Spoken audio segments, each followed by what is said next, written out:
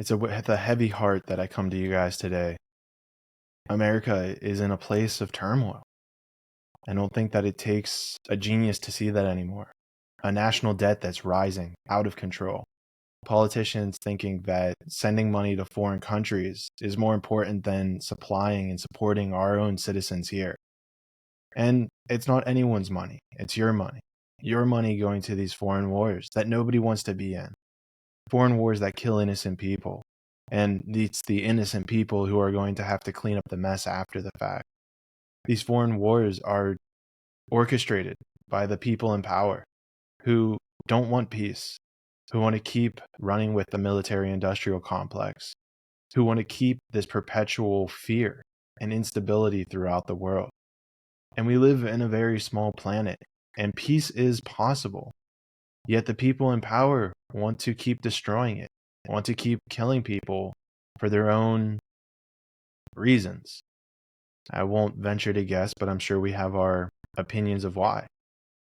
We have a border that is unsecure. We have homeless people who are mentally unstable in many situations, who need help. We have homeless veterans. Our veterans are in turmoil as well, and yet we seem to always be able to find money to fund a foreign war, but yet never money for our own people who are starving. We have food insecurity on the rise. Over 15 million people in America today have food insecurity.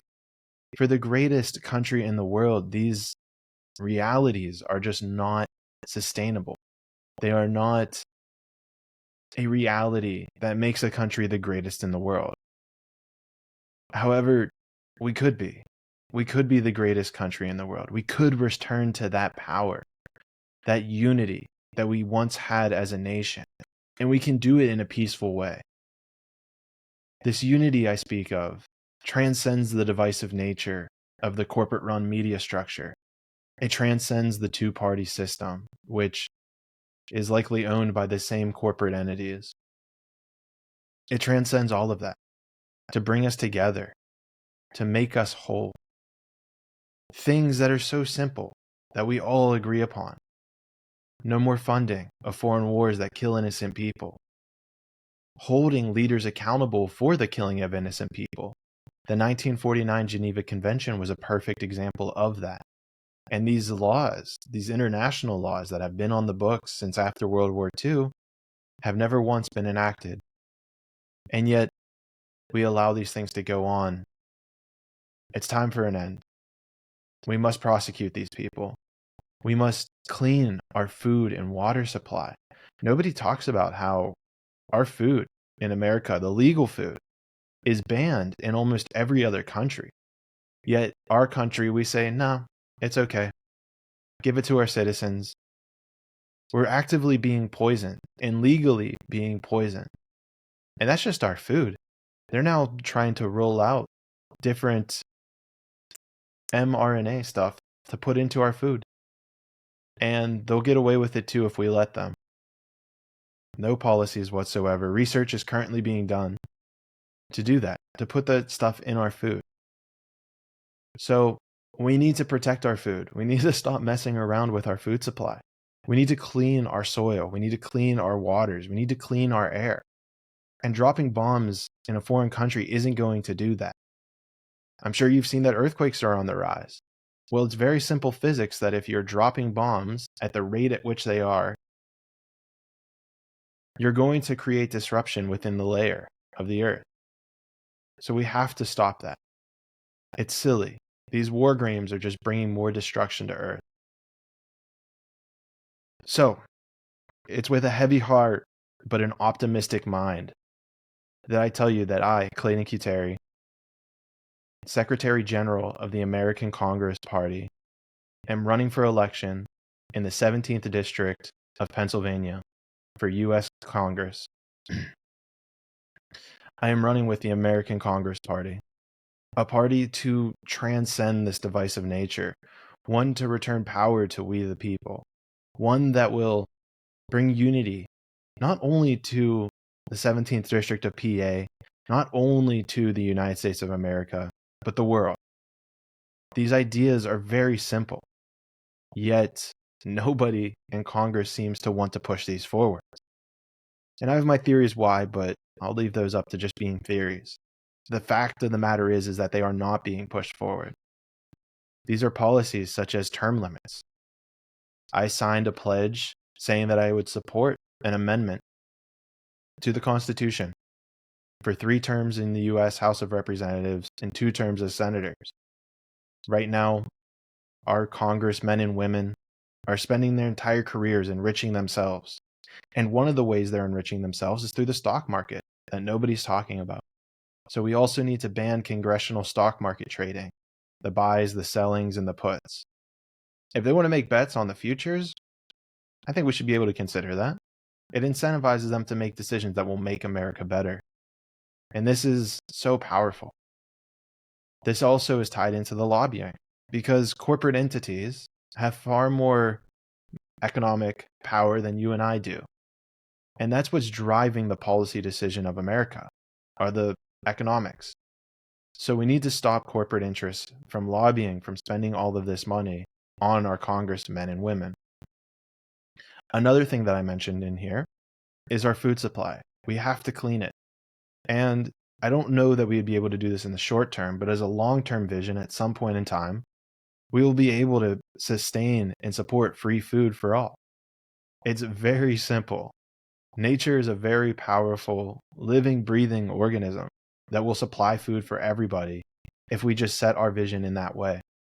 A part of this, many people, especially in the 17th district, just near my house on Camp Horn Road, there's a section of grass where it has been unused. It used to be a par 9 golf course, or a par 3 9-hole golf course right below Mount Nebo Point. I think this is a perfect area for a food forest. I think it would be a perfect area to bring the community together. And food forests are a very simple way that we can do this and we can fund this to get the communities back together, to get clean food into people's mouths, to support our local communities, our local farmers, because this is another minority demographic, if you will, who is severely under attack, is our farmers. And you might ask yourself, well, we're getting poisoned. And what happens whenever you poison people? They get sick. And whenever you have this demographic of getting sick, we now have to rely on Western medicine to fix us. And there's been no, how do I word this properly? There has been no evidence of it actually curing us. It has been used to treat us. So at some point in time, and I don't know how quickly we can achieve this, but at some point in time, really, the question is how many people jump on board with this? And that's how quick we can get this done. Is at some point in time, we will have free medication. And you look at the numbers of our current spending on medication, and look, I am a classic libertarian. I don't think we should be getting involved with it, but classically. But now you look at it, and if we're healthy, if we're not poisoning ourselves, we're not poisoning our air, we're not poisoning our water, majority of chronic disease will disappear. Chronic disease, ADHD, autism, all the things we medicate for had a huge surge around the 1900s, the early 1900s, when we started poisoning our food supply. So the cost of these petrochemicals that we're putting in our food, that we're putting in our bodies from medication, the cost of this will greatly reduce very quickly. You can watch it happen. And another thing that would make us even more healthy is upgrading our education system. Our education system, 0 to 18, does not prepare us for the world. And instead, we send them to a university where then they become $100,000 in debt, more now, I'm sure. And they have no idea what they want to do with their life. They don't know how to live. It wasn't until the age of 24, 25, I'm now 30, where I even started looking into breathwork, meditation, gardening, connecting with the earth.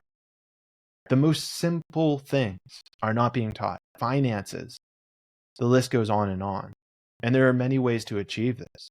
One way to achieve this education, financial education, is to get the brightest minds of our times, the likes of Elon Musk, the likes of the Shark Tank people who are escaping my mind at this time, Mark Cuban, Mr. Wonderful. Have them create classes. And we could fund this very simply. I'm sure if you gave each of them $1 million, and hell, maybe they'd all even do it for free. Give them the platform, the opportunity to create an educational system to have people thrive financially, because finances are a huge way that we stay in fear. And if we stay in fear, we can't think of a better world.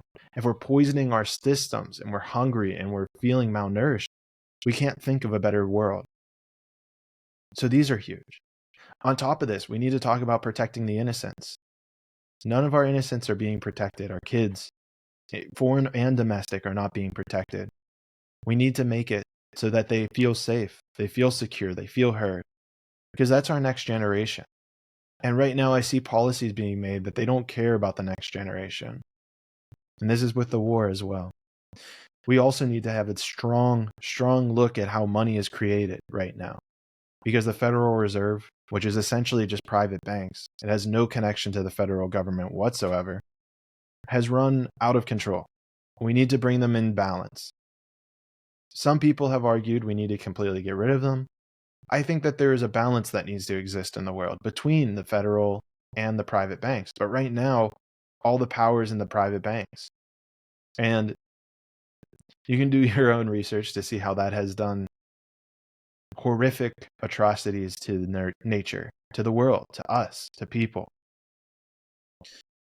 So I think it's very wise if we return to a gold standard, or at least look at Bitcoin maybe as being our standard. But the point is that we need some sort of physical world, tangible item to connect money to, because right now the US dollar is connected to air and we just print it out of air. So we need a physical, tangible item to ground it in this reality, because right now that's missing. And on the topic of money, so much gets wasted. So much gets wasted. I don't have the numbers in front of me right now, but we're talking on the tune of billions of dollars get wasted just on improper payments within our government, within the IRS, all of these. So we need to examine that a bit more. Realize that the government, which is about 2 million people, and if you include private contractors, it's about 10 more million. So essentially, we have 12 million individuals relying on the government. There's no reason that this should be the biggest institution in the entire world. Our government has become very bloated and overweight. So we have to reduce, we have to cut back. And a part of this cutting back is reducing taxes. Now, I'm open to ideas here, but the best idea I have is completely getting rid of the IRS. We're getting rid of every single tax. This is your inheritance tax, your death tax, when you buy something, when you sell something, when you make money, when you spend money. All of this will be eliminated. And instead, which, to give you perspective, this takes about 70% of your buying power out of your pocket, being taxed at every single point of transaction with money. And instead, we'll return that power to the US Treasury. And what we'll do is have just a flat consumption tax. So anytime you buy something, it'll be a 20% tax. And this will eliminate all the loopholes that are used by corporations to essentially pay 0% in tax. Everyone talks about taxing the rich, but the reality is that they just utilize loopholes to get through it. And our current IRS code, I think, is over 1 million words. Nobody has the time to read that. Let's simplify it. Let's simplify it. Get rid of the IRS and just a flat consumption tax of 20% when you buy something. The purchasing power of the individual will go through the roof.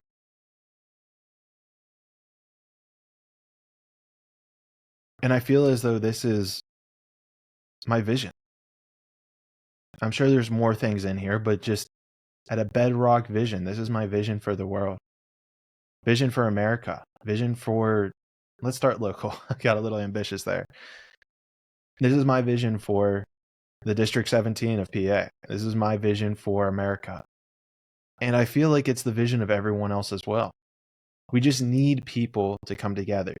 We need a central meeting point. And that's what the American Congress Party is. That's what my campaign is all about, is restoring that balance to and harmony to nature and to the world. So please get involved if you can, if you feel called to it. It could be as simple as sharing my Instagram posts, sharing YouTube videos, sharing this YouTube video with people in the district. And it could be as complex as you wanting to help me campaign.